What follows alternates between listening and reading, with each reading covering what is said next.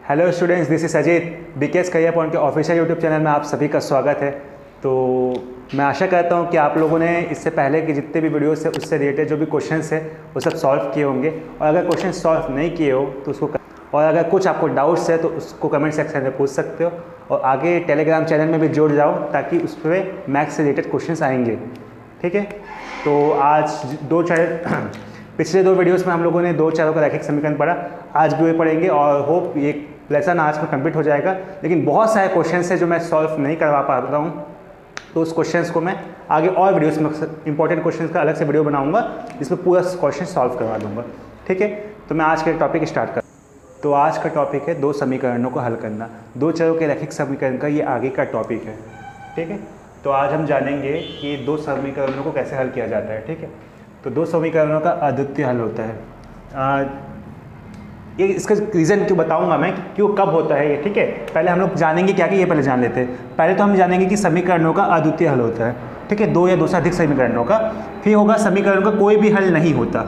ठीक है, और थर्ड होगा समीकरणों के अनेक हल होंगे, और ये कब होंगे क्यों होंगे मैं इसके आगे बताता हूँ। ठीक है, तो हम देख रहे थे कि दो चरणों का रैखिक समीकरण, तो लेसन के नाम में ही है रैखिक समीकरण। इसका मतलब कि जो भी समीकरण प्राप्त होंगे उनसे रेखा प्राप्त होगी, और जो रेखा प्राप्त होंगे उससे समीकरण प्राप्त होगा। तो सबसे पहले मैं आपको बताया था कि समीकरणों के अनेक हल प्राप्त कर अद्वितीय हल प्राप्त करना। तो अद्वितीय हल प्राप्त कब होगा? जब समीकरणों से प्राप्त रेखाएं एक दूसरे को काटती है, तब समीकरण का अद्वितीय हल प्राप्त होता है। इसका मतलब कि ये देखो, ये दो रेखा है एक दूसरे को काट रही है। किस पॉइंट पे काट रही है? इस पॉइंट पे काट रही है। इस बिंदु को बोलेंगे कटान बिंदु। ठीक है, तो यहाँ पर एक बिंदु में लोग काट रही है, तो इसका जो हल प्राप्त होगा वह अद्वितीय हल प्राप्त होगा। और इसका फॉर्मूला क्या होगा? A1/A2 is equal to B1/B2। Clear है?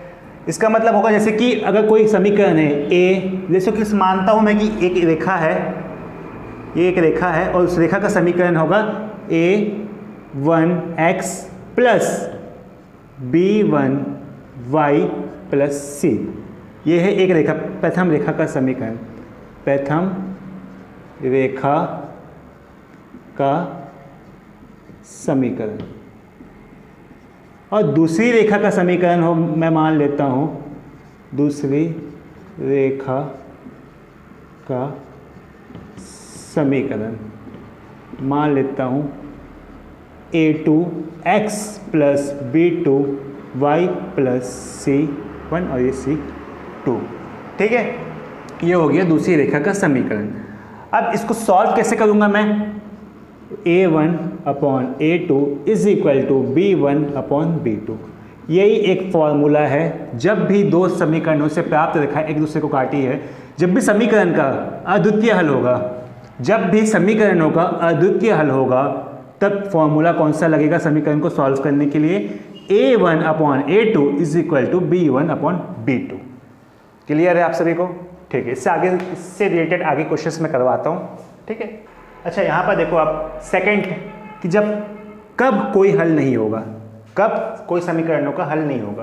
तो इसका होगा जब समीकरणों से प्राप्त रेखाएं आपस में समांतर हो। क्या हो? समांतर हो, तब समीकरण का कोई भी हल नहीं होगा। इसका मतलब ये बिंदु कहीं मिल ही नहीं रहे एक दूसरे को, ये दो रेखाएं आपस में क्या है? समांतर है, यानी सेम लंबाई के, बट ये दोनों आपस में कट नहीं रहे, कोई भी कटान बिंदु हमको प्राप्त नहीं हो रहा है, तो इसका कोई भी हल नहीं होगा। यानी A1/A2 is equal to B/B2 is not is equal to C1/C2। अच्छा, अब आप लोग के क्वेश्चन में आएगा कि ये कैसे बराबर हो गया या कैसे इज इक्वल टू हो गया। इसका आंसर ये है कि देखो रेखाएं आपस में क्या है? समांतर है, तो इसके जो वैल्यूज है समांतर है, तो वैल्यूज तो सेम ही होंगे, बट इसका जो तीसरा वैल्यू है वो सेम नहीं होगा। जैसे कि एक रेखा है A1x plus B1y plus C1, और दूसरा है A2x plus B2y plus C2। इसी फॉर्मूले से रख के, यानी A1/A2 is equal to B1/B2 is equal to C1/C2, यही सिद्ध करना है हम लोगों को और यही फॉर्मूला से सॉल्व करेंगे। और यहाँ पर नॉट इज इक्वल टू यानी सी दोनों को सॉल्व करेंगे, A1/A2 को सॉल्व करेंगे तो B1/B2 भी सेम रहेगा, बट दोनों का बराबर C1/C2 नहीं होगा। तभी यह जो कोई हल प्राप्त तभी समीकरणों का कोई भी हल प्राप्त नहीं होगा। ठीक, तीसरा ये था कि जब समीकरणों से प्राप्त रेखाएं संपाती का मतलब क्या होता है, जब दो रेखाएं या दो से अधिक रेखाएं एक दूसरे पर स्थित होती है, मतलब एक के ऊपर एक होती है, तो समीकरण के क्या होंगे, अनेक हल होंगे। कितने हल होंगे, बहुत सारे हल हो सकते हैं। तो इसका एक फार्मूला क्या होगा, इस पे तीनों आपस में बराबर होंगे, यानी जो x के साथ गुणा, जैसे कि x1 a plus b y2 y1 भी हल प्राप्त नहीं होगा। ठीक, अब तीसरा ये था कि जब समीकरणों से प्राप्त रेखाएं संपाती का मतलब क्या होता है, जब दो रेखाएं या दो से अधिक रेखाएं एक दूसरे पर स्थित होती है, मतलब एक के ऊपर एक होती है, तो समीकरण के क्या होंगे, अनेक हल होंगे। कितने हल होंगे, बहुत सारे हल हो सकते हैं। तो इसका एक फार्मूला क्या होगा, इस पे तीनों आपस में बराबर होंगे, यानी जो x के साथ गुणा, जैसे कि x1 a plus b y1 plus c1, वैसे ही जैसे कि a1x plus b1y plus c1 a2x b2y plus c2, तो क्या होगा, a1/a2 बराबर होगा b1/b2 के और बराबर होंगे c1/c2 के। तो ये फॉर्मूला से ही समीकरण आपस में सॉल्व होंगे। जब समीकरण के अनेक हल होंगे तो इस फॉर्मूला को हम लोग रख के पुट करके क्वेश्चंस को सॉल्व करेंगे। ठीक है, अब इससे रिलेटेड क्वेश्चंस मैं आप लोगों को सॉल्व कराऊंगा, तो आप लोगों को जो भी डाउट्स होंगे, मन में कुछ क्वेश्चंस उठ रहे होंगे, तो सारे क्वेश्चंस सॉल्व हो जाएंगे। क्लियर है? तो ये उससे पहले जितने भी मैं समझाया हूँ उस सारे चीज़ों का ये शॉर्ट फॉर्म है। इस शॉर्ट फॉर्म को आप लोग नोट कर लेना। वो उससे पहले वाला समझने के लिए तो सिर्फ समझाने के लिए ही मैं समझाया हूँ, बट ये जो फॉर्म है ये थोड़ा इंपॉर्टेंट है। अब जब भी एग्ज़ाम में लोग कंफ्यूज हो जाते हो कि कब अद्वितीय हल होगा तो कौन सा फॉर्मूला लगाना है, कोई भी हल नहीं होगा तो कौन सा फॉर्मूला लगाना है। ठीक है, तो ये फॉर्मूला मैं शॉर्ट में लिखवाया हूँ। आप लोग इसको अगर क्लियर कर लोगे, इस फॉर्मूला को याद कर लोगे और समझ लोगे थोड़ा सा, तो फिर आप लोगों को ईजी होगा। हाँ, और इससे पहले मैं अभी चार्ट बनाया था जब फर्स्ट का, तो मैं शायद उस पर इज इक्वल टू नहीं डाला था, लेकिन वो इज इक्वल टू डाला था, लेकिन वो क्या होगा, is not is equal to. आप लोग क्लियर कर लेना, थोड़ा सा मिस्टेक हो गया था फॉर्मूले में, बाकी सब क्लियर है। यहाँ तक क्लियर है? अब मैं आपको इन तीनों से रिलेटेड क्वेश्चन सॉल्व करवाता हूँ अभी। तो ये क्वेश्चन होगा, क्वेश्चन ऐसे ही आएगा कि निम्नलिखित समीकरण निकाय का एक अद्वितीय हल है। क्या है? अद्वितीय हल है। ये सिद्ध करना है हमें कि ये अद्वितीय हल है कि नहीं है। तो अद्वितीय हल का फॉर्मूला क्या होता है कि a1/a2 not is equal to b1/2, यानी आपस में दोनों क्या होंगे, बराबर नहीं होंगे। तो क्या होगा, एक क्वेश्चन दिया है, तो क्वेश्चन को सॉल्व करने के लिए सबसे पहले दिया है, अगर एक मेथड से पूरा इसको सिस्टमेटिक लिखेंगे तभी आपको नंबर मिलेगा। दिया है, क्या दिया है, 3x = 5y = 12, और दूसरा समीकरण दिया समीकरण 1, और दूसरा समीकरण है 5x + 3y = 4। अब मैं आपको समीकरण बताया था कि पहले समीकरण का a1x + b1y + c1, और दूसरे समीकरण का क्या, a2x + b2y + c2। अब यहाँ से मैं कंपेयर करके मैं a और b का वैल्यू निकाल सकता हूँ क्या? हाँ, निकाल सकता हूँ। कैसे निकाल सकता हूँ? कैसे निकाल सकता हूँ? ये a1 है, a1 का वैल्यू क्या होगा, 3 दिख रहे हैं मुझे। b1 है, b1 का वैल्यू क्या होगा, 5। a2 है, a2 का फॉर्म वैल्यू क्या होगा, 5, और b2 का वैल्यू क्या होगा, 3। अब मैं c को क्यों नहीं लिया? क्योंकि फॉर्मूले में c की ज़रूरत ही नहीं है, मुझे बस सिद्ध करना है कि दोनों आपस में बराबर नहीं है। जहाँ बराबर नहीं है प्राप्त हो गया, वो अद्वितीय हल नहीं है। तो यहाँ पर मुझे फॉर्मूले में रखना है क्या है, a1/a2 formula is not is equal to b1/b2। तो a1/a2 इज इक्वल टू मतलब क्या होता है, 3/5 is not is equal to 5/3। ये तो दिख भी रहा है, 3 is equal to not, 3/5 is not is equal to, और क्या, 5 इज इक्वल। ये तो साफ दिख रहा है कि 3/5 बराबर नहीं है 5/3 के। क्लियर है, इसमें कुछ सॉल्व करने वाला चीज़ ही नहीं है। ठीक है, ये पहला चीज़ सिद्ध हो गया। इस टाइप के क्वेश्चन आएंगे, हो सकता है वैल्यू चेंज हो जाए लेकिन फॉर्मूला सेम रहेगा, और फॉर्मूला सेम रहा तो दोनों आपस में क्या होगा, नॉट इज इक्वल टू। तो ये क्वेश्चन दूसरा।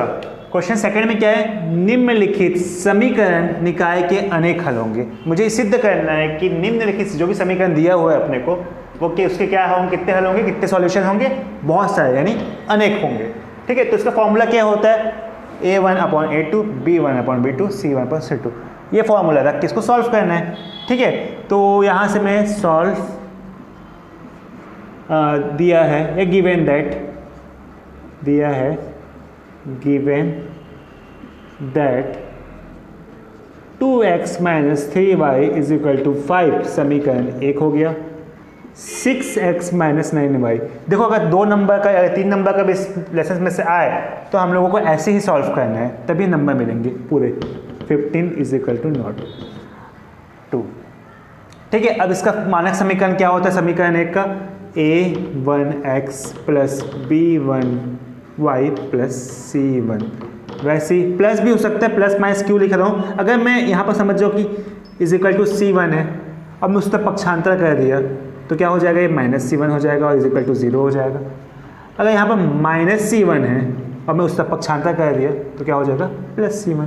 ठीक है, तो समीकरण में जो दिया है मैं उस हिसाब से लिखता हूँ, A1/x + B1/y + C = C1। वैसे A2 = 6 A2x B2y = C2। अब यहाँ से वैल्यू निकलेगा, A1 का वैल्यू क्या निकला, मुझे क्या पता चल रहा है, A1 का वैल्यू क्या है 2, A2 का वैल्यू क्या है 6, B1 का वैल्यू क्या है -3, क्योंकि यहाँ पर मैं प्लस मान के चला हूँ, यहाँ पर माइनस है। ठीक है, -3, या फिर मैं यहाँ पर माइनस लेके चलता, अगर मैं यहाँ पर पूरा मिटा देता हूँ, समीकरण को देख के सेम लिख के माइनस लेके चलता तो मैं B1 = सीधा कंपेयर करने से 3 निकालता। क्लियर है। ठीक है, तो मैं यहाँ पर प्लस लेके चलता हूँ क्योंकि मानक समीकरण है अपना। तो A1 का वैल्यू 2, B1 का वैल्यू -3 और C1 का वैल्यू क्या है 5। वैसे A2 का वैल्यू 6, B2 का वैल्यू -9 और C2 का वैल्यू क्या है 15। क्लियर है। अब इसको सॉल्व करेंगे, कौन से फॉर्मूले से सॉल्व करेंगे, इस फॉर्मूले से सॉल्व करेंगे। तो फॉर्मूला क्या होगा, A1/A2 = B1/B2 = C1/C2। इसका मतलब है कि तीनों चीज़ क्या आना चाहिए, आपस में बराबर आना चाहिए। बराबर यहाँ पर जगह नहीं है इसलिए मैं आपको साइड में लिख रहा हूँ। ठीक है, आप लोग नीचे नोट कर सकते हैं। A1/A2 यानी 2/6, B1/B2 मतलब -3/-9 = C1/C2 मतलब 5/15। तो 2 एक कम 2, 2 3 6, यहाँ माइनस कट गया, 3 1 = 3, 3 3 = 9 और 5 1 = 5, 5 3 = 15। देखो तीनों में 1/3 1/3 1/3 आ रहा है, इसका मतलब तीनों को में बराबर है आपस में, और बराबर है तो क्या है, अनेक हल प्राप्त होंगे। मैं आप लोगों को यही एक्सप्लेन कर रहा था। क्वेश्चन सॉल्व किया तो आप लोगों को ये डेरिवेशन समझ में आ गया होगा। क्लियर है। तो ये आपके सामने क्वेश्चन है और इस प्रकार के क्वेश्चन आते हैं। ठीक है, जैसे कि के मान ज्ञात करो, के का मान ज्ञात करो। मुझे क्या करना है, के का मान ज्ञात करना है। यानी समीकरण में एक वैल्यू नहीं दिया हुआ है मुझे और उसका वैल्यू मुझे ज्ञात करना है, यानी समीकरण को सॉल्व करके। इसका शर्त क्या रखें कि जब समीकरण का निकाय का कोई हल नहीं होगा। कोई हल नहीं होगा तो इसके लिए मुझे एक फार्मूला पता होना चाहिए कि कब क्या फार्मूला लगता है। तो इस पर ये वाला फार्मूला लग रहा है कि नहीं लग रहा है भाई, लग रहा है कि नहीं लग रहा है, लग रहा है। ठीक है, तो कुछ नहीं करना, अपने को वैल्यू बस निकालना है। तो वही है, दिया अपने को क्या दिया है, एक समीकरण दिया है, समीकरण 1 5i = 9, समीकरण 1। दूसरा समीकरण क्या दिया, kx + 10y = 15, समीकरण सेकंड। फार्मूला क्या लगेगा, पहले इसका मानक समीकरण क्या है, A1x + B1y = C1 और A2x + B2y = C2। A1 का वैल्यू क्या है 8, B1 का वैल्यू क्या है 5, C1 का वैल्यू क्या है 9। A2 का यहाँ पर सब प्लस है तो अपने को कुछ चेंज करने की ज़रूरत नहीं है। A2 का वैल्यू क्या है k, क्योंकि यहाँ पर x के साथ k गुणा है। अगर 5 होता तो 5 लिखता, 6 होता तो 6 लिखता, यहाँ पर k है तो मैं k लिख रहा हूँ। B2 का वैल्यू क्या है 10 और C2 का वैल्यू क्या है 15। फॉर्मूला क्या है, कोई भी हल नहीं होगा क्या, A1/A2 ऊपर में ही लिखा है, आप लोगों को देख सकते हो, B1/B2 और C is not is equal to C1/C2। यानी अपने को सॉल्व करना है कि ऐसा है, और यानी C1/C2 तो इज इक्वल टू नहीं है, ये दोनों को लेके मैं चलता हूँ और k का वैल्यू निकालता हूँ, क्योंकि दोनों तो बराबर आएंगे। ठीक है, जो यानी कि जो A2 का वैल्यू होगा वो B2 का भी हो सकता है। ठीक है, तभी तो बराबर दिया है। जैसे A1 का वैल्यू क्या है 8/k is equal to B1/B2 मतलब 5/10। अब यहाँ पर मैं साइड में सॉल्व कर लेता हूँ, आप लोग नीचे कर लेना। तो 8/k इज इक्वल टू 5/10। तो इस k को मैं उस तरफ पक्षांतर करूँगा तो ये 5 × k 5k हो जाएगा, और ये 10 को मैं उस तरफ पक्षांतर करूँगा यानी क्रॉस मल्टीप्लाई करूँगा तो क्या हो जाएगा 80। आज तक आप सबको समझ में आया होगा। मैं या फिर मेरा साइड में अगर यहाँ पर तिर्यक गुणा करने पर, तिर्यक गुणा करने पर यानी क्रॉस मल्टीप्लाई। ठीक है, अब मुझे k का वैल्यू निकालना है। k का वैल्यू याद करना है तो मुझे 5 को उस तरफ भेजना पड़ेगा। अपना जो रिलेशन है वो चेंज कर देगा। यहाँ पर किसकी k और 5 का क्या रिलेशन है, मल्टीप्लाई का। क्या है, मल्टीप्लाई का।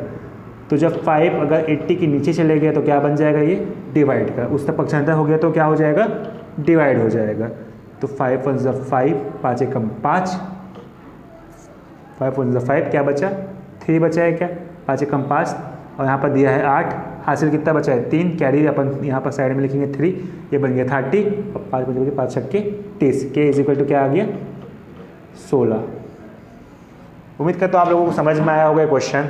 कुछ नहीं किए हम लोग, समीकरण दिया है, 2 समीकरण जिसमें से एक का वैल्यू नहीं दिया है, उसकी जगह k दे दिया है। मुझे उसी को ज्ञात करना है कि k का मान क्या है, और उस पर शर्त बता दी है कि इसका जो भी समीकरण दिया है वो उसका कोई हल नहीं होगा।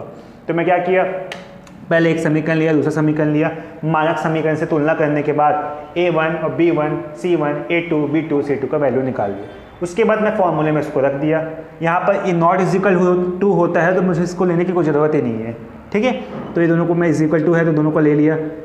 A का जगह 8 लिख दिया, B1 की जगह 5, A2 की जगह k और B2 की जगह 10 लिख दिया। बस यहाँ पर मैं तिर्यक गुणा कर दिया, और पक्षांतर करने तो आप लोगों को आता ही होगा, नहीं आता होगा तो और डिटेल में पढ़ लेंगे बेसिक क्लास लगा के। तो यहाँ पर मैं 5k है, 5 को उस तरफ पक्षांतर कर दिया तो 5 से 80 डिवाइड हो गया तो क्या बचा 16, और यही अपना आंसर है। ठीक है, तो एक और क्वेश्चन देख लेते हैं आज का। इस पर भी देखो k का मान ज्ञात करना है अपने को, k का मान ज्ञात करना है जब समीकरण का निकाय का अद्वितीय हल होगा। बस इस पर चेंज क्या कर दिया है, शर्त चेंज कर दिया है कि इस पर अद्वितीय हल होगा। अद्वितीय हल का फॉर्मूला कौन सा होता है, ये वाला। तो इस पर ये वाला फॉर्मूला लगा के सॉल्व करना है। बस वही है, सेम क्वेश्चन है, बस हम लोग को नॉट इज इक्वल टू लेना है। दिया है kx plus 2y is equal to 5, 3x plus y is equal to 1। मानक समीकरण क्या होता है, a1x plus b1y plus c1। दूसरा क्या होता है a2x b2y plus c2। a1 का वैल्यू क्या हो गया k, a2 का वैल्यू क्या हो गया, नहीं a1 की वैल्यू क्या हो गया a, b1 का वैल्यू क्या हो गया 2, a2 का वैल्यू क्या हो गया 3, और b2 का वैल्यू क्या हो गया, y के साथ कुछ गुणा नहीं है इसका मतलब 1। बहुत लोग y ले लेते हैं लेकिन y नहीं होगा, 1 होगा, उसके साथ जो गुणा रहता है वही होगा। ठीक है, सी को लेने की जरूरत नहीं है क्योंकि अद्वितीय हल बोला, अद्वितीय में सिर्फ a1 a2 is not is equal to b1/b2, खेल खत्म। ठीक है, अद्वितीय हल होगा तो फॉर्मूला लगाओ a1/a2 is equal to b/b2 not is equal. ठीक है, अब इस फॉर्मूला पे रख दो आंसर, क्या होगा a1/a2 यानी k/3 is equal to 2/1 is not is equal to, sorry k/3 is not is equal to 2/1। अब मैं तिर्यक वही जो किया पिछले वाले में, तिर्यक गुणा किया, क्रॉस मल्टीप्लाई किया, वही करूँगा। तिर्यक गुणा करने पर और k1 ज़ा k 3 × 2 क्या हो जाएगा 6। यहाँ पर आप लोग ध्यान रखना कि ये हमेशा नॉट इज इक्वल टू पे चल रहा है, ठीक है। तो आप लोग हमेशा नॉट इज इक्वल टू ही लिखना। आंसर भी आएगा तो k is not is equal to 6, यही आंसर रहेगा। तो आपको ऐसे क्वेश्चन आ सकते हैं कि k का मान ज्ञात कीजिए, 3 नंबर के लिए आ सकते हैं या 2 नंबर के लिए भी आ सकते हैं, ठीक है। तो ये लेसन इस क्वेश्चन के साथ यहीं पर समाप्त हुआ। सारे क्वेश्चन इसी टाइप के आएंगे, बस संख्या चेंज हो जाएगा। और कुछ और क्वेश्चंस है जिसका टाइप्स बहुत सारे अलग है, बहुत सारे क्वेश्चंस है। तो आप सभी उस क्वेश्चंस को अपने घर में सॉल्व करना स्टार्ट कर दीजिए। अगर आप लोगों को कुछ भी डाउट होता है तो आप कमेंट सेक्शन में पूछ सकते हो, मैं उसका रिप्लाई देने के लिए ज़रूर कोशिश करूँगा, ठीक है। तो फिलहाल के लिए इतना ही आज के लिए, और ये 2 चरों का रैखिक समीकरण यहीं पर समाप्त होता है। तो आगे मिलते हैं नए टॉपिक के साथ। Thank you.